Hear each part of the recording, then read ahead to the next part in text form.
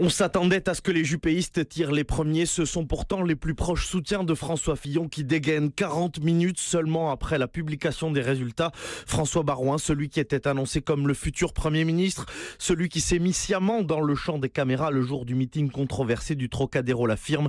Il n'y a pas eu une erreur, celle de se maintenir après les affaires. Il y a eu énormément d'erreurs. La critique est à peine voilée. Le sarkozyste Éric Woerth, lui, se fait beaucoup plus direct sur notre antenne. Et c'est pas la droite et le centre qui ont perdu, c'est François Fillon qui a perdu. C'est les affaires qui ont plombé cette campagne.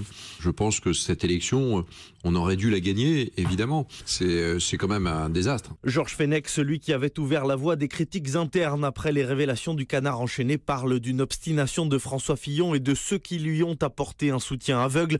Mais sans surprise, les mots les plus durs viennent de Jean-François Copé, l'adversaire de François Fillon pour prendre la tête de l'UMP en 2012, parle d'un 21 avril pour la droite. Le combat était réputé imperdable, dit-il. Il se termine dans un fiasco lamentable. Jean-Sébastien Soldaini, un comité du parti Les Républicains est